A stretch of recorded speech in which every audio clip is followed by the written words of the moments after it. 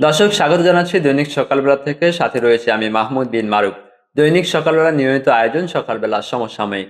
সকালবেলা সমসাময়িকে আমরা জাতীয় এবং আন্তর্জাতিক যা কিছু ঘটছে তা নিয়ে আলোচনা করে থাকি। আমাদের স্টুডিওতে আজ উপস্থিত হয়েছেন জনাব অনক আলী হোসেন সাহিদী, নির্বাহী সম্পাদক, দৈনিক সকালবেলা। স্বাগত আপনাকে। আপনাকেও স্বাগত এবং স্বাগত জানাচ্ছি তাদের যারা নিয়মিত এই অনুষ্ঠানটি দেখছেন। আপনার সঙ্গে আজ আমরা কথা বলতে চাই আমাদের আজ আর কি আপনি জানেন হয়তোবা যে 20 বছর পর বগুড়ার মাটিতে গিয়ে দাদার বাড়িতে পা রেখেছেন প্রধানমন্ত্রী তারেক রহমান। এবং বলা যায় যে বাসস বাংলাদেশ সংবাদ সংস্থা তারা সংবাদ করেছে যে ঘরের ছেলে ফিরলেন প্রধানমন্ত্রী হয়ে, এমন একটা। এবং তিনি আসলে প্রধানমন্ত্রী হয়ে বগুড়ায় যেটা উপহার হিসেবে নিয়ে গিয়েছেন সেটা বগুড়া সিটি কর্পোরেশন উদ্বোধন ঘোষণা করেছেন। আপনার কাছে জানতে চাই, বগুড়া সিটি কর্পোরেশন উদ্বোধনের মধ্য দিয়ে স্থানীয় সরকার কতটুকু শক্তিশালী হলো? প্রথম কথা হচ্ছে, প্রধানমন্ত্রী তারেক রহমান তার দাদা বাড়িতে ফিরেছেন। দাদা বাড়ি যে অবস্থায় ছিল সে অবস্থায় তিনি দেখে অতীতের স্মৃতি রোমন্থন করেছেন। পাশাপাশি কিছু ফুলের টব দিয়ে সেই বাড়িটিকে সাজানো হয়েছে এবং বাড়িটি যে পুরনো এবং পূর্বে যেভাবে ছিল সেই ইতিহাসটা সাক্ষ্য বহন করছে শহীদ প্রেসিডেন্ট জিয়াউর রহমান এবং তার পরিবার কতটা সততা, নিষ্ঠা এবং আন্তরিকতার সাথে তাদের জীবনকে যাপন করেছেন। পাশাপাশি আপনি প্রশ্ন করেছেন যে তিনি বগুড়াকে সিটি কর্পোরেশন ঘোষণা করেছেন। আসলে সিটি কর্পোরেশন ঘোষণা করলে নাগরিকেরা কি কি সুবিধা পায়? তারা স্বাস্থ্য সুবিধা পায়, তারা সুয়ারেজ সুবিধা পায়, পানির সুবিধা পায়, বিদ্যুৎ সুবিধা পায় এবং নাগরিক সুবিধা পায়। তো একটি সিটি কর্পোরেশনের জন্য এইসব সুবিধার পেছনে নাগরিকদের আবার আয়করও বাড়ে, ট্যাক্স বাড়ে। সবকিছু মিলে মাননীয় প্রধানমন্ত্রী তারেক রহমান বগুড়া সিটি কর্পোরেশন ঘোষণার পাশাপাশি নাগরিক সুবিধা নিশ্চিত করতে যা যা করণীয় সেটা করলে আমার মনে হয় এটি বাংলাদেশের জন্য একটি সুখবর এবং বগুড়াবাসীর জন্য সুখবর। তবে সিটি কর্পোরেশনের যে নাগরিক সুবিধাটি আছে সেটা নিশ্চিত করতে হবে। সেই সিটি কর্পোরেশনের সাথে মৌলিক যে অধিকার, নগরের স্বাস্থ্যসেবা এবং নগরের পরিচ্ছন্নতা, এই জায়গাগুলোর উপরে সর্বোচ্চ গুরুত্ব দিতে হবে।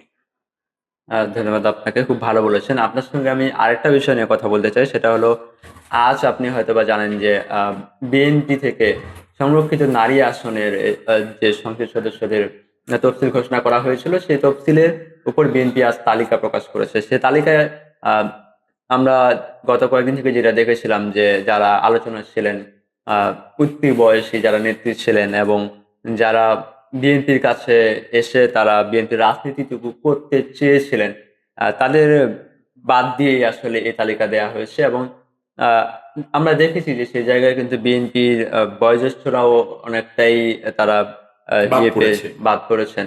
তো আপনার কাছে আসলে কি মনে হয় যে এইখানে আসলে বিএনপি কিভাবে মূল্যায়িত করলো বা কিভাবে আসলে আপনি যে প্রশ্নটি করেছেন, নবীন এবং প্রবীণের সমন্বয়ে সংসদ সদস্যের মনোনয়নটি হয়েছে। আপনি যদি খেয়াল করেন যে আমি যদি প্রথমেই বলি, সেলিমা রহমান অত্যন্ত প্রবীণ নেত্রী, 17 বছর তিনি আন্দোলন করেছেন। পাশাপাশি তার নেতৃত্ব এবং নেতৃত্বের কার্যক্রম অব্যাহত ছিল। একই সাথে আপনি আহ, আহ, প্রত্যেকটা জায়গায়, যেমন মানসুরা মানসুরা ছাত্র দলের নেত্রী ছিল, ছাত্র দলের তার নেত্রী। ব্যাপক আন্দোলন করেছেন। একই সাথে আমি যদি বলি, এই যে ফরিদি ইয়াসমিন এবং নেওয়াজ হালিমা আহ, আরলি, তিনিও ব্যাপক আন্দোলন করেছেন এবং তিনিও কিন্তু কারাবরণ করেছেন। এই যে যারা কারাবরণ করেছেন, এর মধ্যে আছেন শামীমারা স্বপ্না, আছেন নিপুণ রায় চৌধুরী, এরপরে আছেন মাহমুদা হাবিবা, অনেকেই আছেন।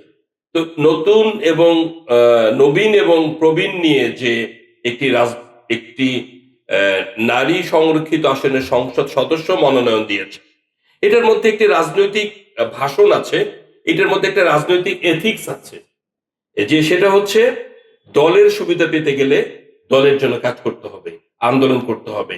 আপনি একজন অভিনেত্রী, আপনি একজন গানের শিল্পী, আপনি গানের শিল্পী হিসেবে মানুষের মন জয় করেছেন, বা অভিনেত্রী হিসেবে মানুষের মন জয় করেছেন।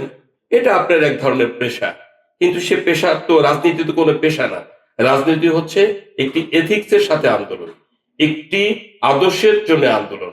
সেই জায়গাটা যারা ত্যাগ স্বীকার করেছে, কোনো অর্থ ছাড়া, কোনো বৃত্ত ছাড়া, কোনো লোভ ছাড়া, তাদেরকেই তো মূল্যায়ন করা উচিত, এবং বিএনপি সেই কাজটি করেছে। হুম, হুম।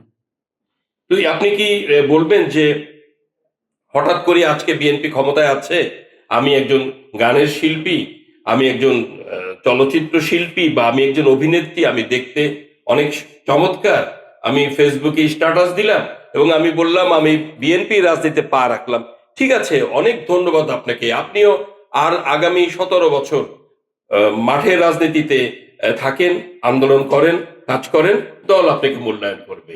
কারণ একটি দল তো চিরকাল ক্ষমতায় থাকে না, তাকে বিরোধী দলের মুখোমুখি হতে হয়, তাকে আন্দোলনের মুখোমুখি হতে হয়। সেই জায়গাটা আপনাদেরকে আসতে হবে। আজকে যারা মাননীয় সংসদ সদস্য হিসেবে মহিলা সংরক্ষিত আসনে মনোনয়ন পেয়েছেন, তাদের রাজনৈতিক আন্দোলনের দীর্ঘ ইতিহাস রয়েছে। তারা মাঠে ময়দানে পুলিশের বাড়ি খেয়েছেন, বিরোধী সরকারি দলের কর্মীদের অত্যাচারের মুখোমুখি হয়েছেন, পুলিশি যন্ত্রণার মুখোমুখি হয়েছেন, আদালতের সিঁড়ি বেয়ে মামলা মোকাবেলা করেছেন, এখনো করছেন। তো সেই জায়গাগুলোকে তো আপনি মূল্যায়ন করবেন। তো আমি বিশ্বাস করি যে বিএনপির সংসদীয় টিম এবং মহাসচিব মির্জা ফখরুল ইসলাম আলমগীর, রুহুল কবির রিজভী ভাই সহ যে টিমটি কাজ করেছেন, এর পিছনে সবাই একটি বিজ্ঞ রাজনৈতিক ব্যক্তিত্বের পরিচয় দিয়েছে। ধন্যবাদ আপনাকে, খুব ভালো বলেছেন। দৈনিক সকালবেলার সময় দেওয়ার জন্য আপনার প্রতি অনেক অনেক কৃতজ্ঞতা। আমিও ধন্যবাদ জানাচ্ছি, এবং এই একটি চমৎকার বিষয় আনার জন্য। আমি বলবো সবার আগে বাংলাদেশ, তার জন্য আসুন আমরা সবাই একযোগে কাজ করি। ধন্যবাদ। দর্শক, এতক্ষণ দেখছিলেন সকালবেলা সমসাময়িকে আমাদের আজকের আয়োজন। আমরা নিশ্চয়ই পরবর্তীতে আরো কোনো এপিসোডে নতুন কোনো বিষয় নিয়ে কথা বলবো। ততক্ষণ পর্যন্ত ভালো থাকবেন, সুস্থ থাকবেন। আল্লাহ হাফেজ।